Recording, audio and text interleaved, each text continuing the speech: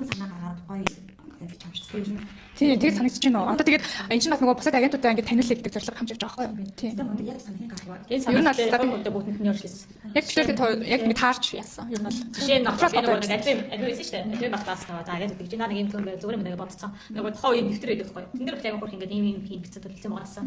Тэгээд бодоод ирсэн. Чи нэг юм хатлын нөгөө юм дээр арсаас ингээд ажиллаад бичлэг хийгээд тэгээд тэрнээс эхлээд ачиг юм. Ягас гэдэг чинь. тэр өдрөөс тэгээд ер нь санагдаж байна. Тэгвэл юм шүү дээ. Надаас нэг юм санаа байдаг шүү дээ. Тэгээд ерөнхийдөө нэг. Би өөрөө яг нэг юм подкаст нэг хүндээ өөр ярьсан суугаад мэдээсээ харагдсан байлээ. Яг тэр зорилго тэрэндээ болтолтой юм баг. Тэгээд подкастыг бодоод идэв гэсэн. Гэтэ энэ бол яг юм подкаст гэж томоор ерөөсө хараагүй. Зүгээр юм жижигхэн те эхний юм хөрхөн ярилцлагын контент бэлсэн контент гэж хэлээд байгаа. Яг юм дээр подкаст.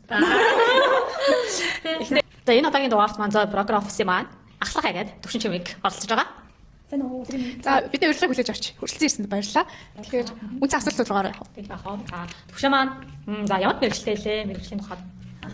За урьд авцсан хоёртоо маш их баярлалаа. Өдрийн мэнд хүргэе. За найз нь болохоор татварын эдийн засгийн мэрэгчлээ. Ерөнхийдөө татварын усын байцаагч гэсэн үг байхгүй. Тийм мэрэгчлэл том байна. Тэгээд мэрэгчлэр авах төслөг үе. Ерөнхийдөө тийм банкны салбарт удаа ажиллаад тэгээд Улаанбаатар хотод нүүжирсэн, жилж ирсэн хүн байна.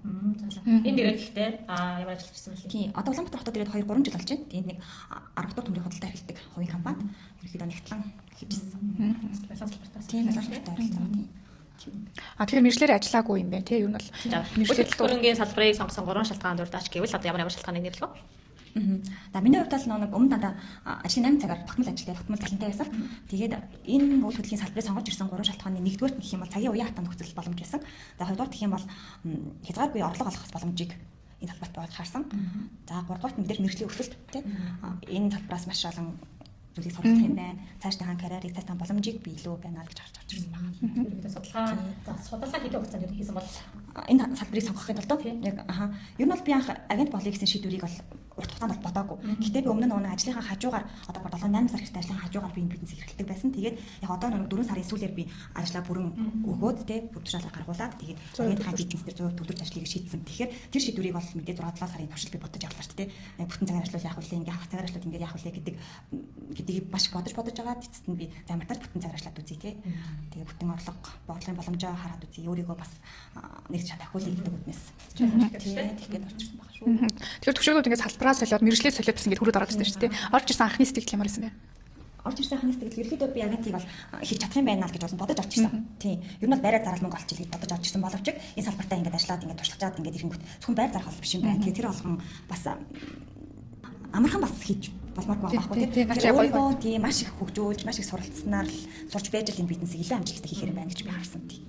Тэгээд одоо төвшин маань орж ирээд жил гар болсон тийм. Жил гарангийн хугацаанд за анх орж ирсэнээс арай нэг илүү за өөр нэг боломжийг олоод харсан л байгаа бах тийм. Тэгэхээр ямар боломжийг ер нь олж харваа? За хамгийн бодлож байгаа үнцэг маань ерөөсөө орлогын боломж. Тэгээ орлого хязгааргүй олох одоо гэдэг маань зөөр шалтгаална хичээж чадвар. Тухайн сард одоо миний сарын орлогын лимит хэд шүү гэдэг боломжийг би хязгаарыг тавихгүйгээр олох боломжтой байна гэдэг л point байгаад идэг. Тийм тэр шүү дээ. Тийм хүн одоо мэдээж ажил хөдөлмөрлөж байгаа бизнес хэрэгжил аваад олгоо нэмэхийн төлөө тийм санхүүгийн эрхчлөөнд хүрэхийн төлөө ажиллаж байгаа. Тэгэхээр тэрийн хамт эрхчлөөнд хүрэхийн тулд ямар арга замаар хүрэх вэ гэдгийг л хүн хувцалсан байх боломжтой болтой тийм. Тэгэхээр миний бодлоор үйл хөдлөлийн салбар маань яг тэр нэг олгоо нэмэгдүүлэх орлогын боломжийг харсан байгаа болохоор бүтэн цагаар таймлаг ажлыг авч байгаа. Зөв. За боломжлоос нь тэгж харсан юм. Тэгвэл яг ажиллах хугацаанд мэдээж фейлсэн жоохон бэлгүүрсэн гүйлгийн төр бол байгалах тий. Тэгэхээр тэрнийхээ талаар яриад тэндээсээ юу сурсан бэ гэдэг зүйлээ хэлвэл. Би л тэгэл бүтлгүүтэл байгаа юм бол мэдээж байгальтаа мэрэгчтэй баг хамгийн сүүлийн нэг хэдхэн хоногийн өмнө болсон явдлаа ярьчих. Хөгжлөөр юм шиг нэг бол апил гэдэг ч юм уу тий яг юу чи одоо ярьж байгаа тий. Хасчлаа би. За одоо би нөө бүхэн өргөний харилцаа хаш орох төслийг ерөөхдөө идэвхжүүлээд ажиллаж байгаа байхгүй. Тэгээд тэгсэн чинь тэн дээр нэг доромтоос нэг хүн холбогдож байна. Уяач гинэ энэ уяачлал юм шиг байна. Би одоо уяан дээр байна гэж цаашаа морь малаа яриалсан байхгүй. Тэгээд би хотод ер нь 4 өрөө барьсан гэж байгаа маа. Танай дээр 4 өрөө байна уу гэж орж ирсэн. Миний нэг маркетинг мэдээлэлээс те. Тэгэхээр манай дээр нэг 93-тэй 5 3 өрөө байгаа шүү. Тэрээс нөхөр хөдөлгөөний нөхцөлийн юм шүү гэдэг мэдээлэл өгчөөд байжсэн чинь эргэж залгаснаар би танай байрыг авъя. Манай дүүс хотод идэгин. Гэтэ наа чинь танай байрыг 93 м квадрат байнаас бүр 2 ширхэг авъя гэдэг байхгүй. Тэгэхээр би 5 дахь өдөр ярьсан. Тэгэл за та яг авах уу гэлтэй нөхсөн ч аав яв бүгд хотод байрсан гэж байгаа юм. Тэр зам томыг авах гэдэг маа. Манай дүү бас над байрч мартаж маш сайхан гэж чинь төвдөө юм боломжийн юм авъя гэлтэглээ. За тэгвэл та өнөөдөр 5 дахь өдөр маргааш та гараад хасанд гараад бүтэн сайн дэрнэ гэх юм бол би танд захирлуудынхаа те гэрээний ажилтнуудаа бүгдийн бэлэн байлгаа цаа тоглоод уулзалтаа хийя гэдгийгсэн чинь манай хүн за хагасны орой гараа бүтэн сайн тэдүү үед орчин шүү нэ тэрийг танаа захирлууд чинь цаг мага тоглосон бол гэж тэгнээл хэлээ. За тэгээ бүтэн сайн өглөө олсон чинь уснаа боддог. За ирж байгаа багтаа манай хүн бодоод идэг. Тэс хоош олж байдаг бай. Орой олсон чинь бас байдаг. За тэгсэн чинь нэгдэг өдөр бос уцаа холбогд. Одоо бол 7 он уцаа болсон. Тий. Тэгээ гол нь миний нөгөө ганц найдар юу хэрэг би бас ламцсан байхгүй юу. Одоо ингэ надад ийм хүн бэлэн мөнгөтэй баг тэр юм шахаад өргөдөө ингэ яриад байна. Тэгээ гол нь байраа авъя нэ дээр захиалуудаа бэлэн байлаа гэдэг надад бүр их сэтгэл байг өнөмшлтэй байгаад байна. Энэ хүн тэр авах юм болов яах юм бол би хийд юм санаа зовоод байна гэхэд өөрөө лам руу ярьлаа. Тэгсэн чинь манай лам өсө тод бодлоо харин морож удаагүй. Унаад нь шууд аван шүү гэтгцэн. Тийм хөтөн би бүр одоо л хүлээсэй л. Тэр филц гэх юм уу нэг бол ямар амар хүлээлт тавиад байгаа ч юм уу тийм хүн гэл ч юм уу яриа бас байгаад байна ер нь. Явчихсан замдаа явчлаа гэх тийм. Нөгөө уяа ч юм болохоор дарамтын чих нөгөө уяа малхан морь малтан байдаг гинэ. Тэгээд нэг ямарваа нэг том наадам мадам явчлаа гэх юм. Тийм бас магадгүй. Ойлгож бодож мэдээ. Facebook гэж баа идэхгүй дээ утсан чадахгүй дээ би наадамдаа явцсан байгаа даа. Тэр маань загуул байгаа байлгүй гэдэг шиг. Ямар ч байсан ирэх баха ахыгаа ас хүлээж байна. Нүргээ яраарэ.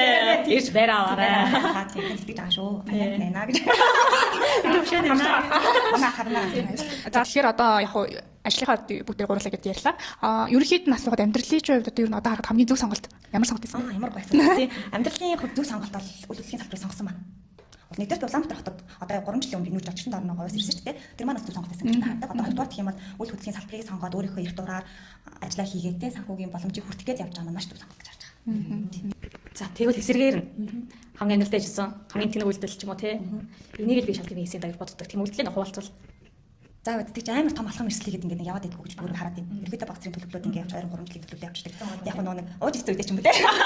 Тэр их асуудал байж магадгүй тэрнээс ч нэг яг амьдралдаа тийм амар том эрсдэл шүү. Хүүхдээ баларлаа гэсэн юм бол одоо гараад өнөөдрийн төвшөнд Яг хоо зүгээр зүгтээс хадаас ажилладаг.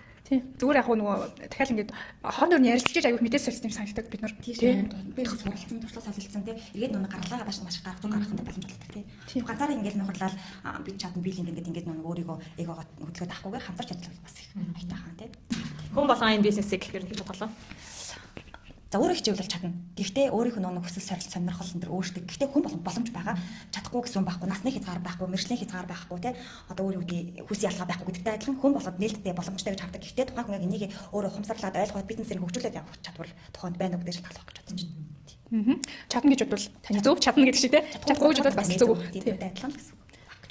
Тийм тий. За яг нэмэлтээр нэг асуулт орж ирж байна л да. Тэр төвшөөгийн нөгөө түрүүн одоо төлөвлөлт менежментийн дээр төлөв анхаардаг гэсэн шүү дээ. Тэгэхээр ажлын яг ямар арга барилаар төлөвлөж чинь бусдад магадгүй хэрэгтэй байж магадгүй нэг арга барилаа хуваалцаач. Ажлын арга барилтаа ерөөдөө нэг 7 хоногтой хуваарлдаг. Баггүй тэгээд яг одоо үйл хөдлөлийн салбар дээр бол эхний 3 хоногт ажлын хоногт маш их маркетинг явуулъя гэж үздэг. Тэгээд бусад өдрүүдэд болохоор байраа үзүүлээд тэстэй үзүүлээ танилцуулаад бодлоо гэж саналгоод явж байгаад хаалтан цаад ингэж дараагийн 7 хоногийн эхний 2 хоногт үр дүн гарна гэж байна. Тэгэхээр 7 хоногт нэг тухайн л ажлаа ингэ нэг хуваарлал эхлээд эхний 2 хоногт маркетинг явуулж дараагийн хоногт үзүүлж харуулъя. Тэгээд тэгж жаад эх 7 хоногт бас яалт дийл болох хаа гэдэг бодож байна. За бидний ярилцлага хугацааг хүрээд өндөрлөж байна. Тэгээд урилгыг маань хүлээн авч ирсэн төвшөөд маш их баярлалаа. Тэгээд амжилт хүсье. Баярлалаа. Тэгээд бид нар одоо нөгөө селфи хийдэг байгаа. Цог селфи хийчихье. Тэгээ nice. За, селфи хийх хүн дээр тавиараа.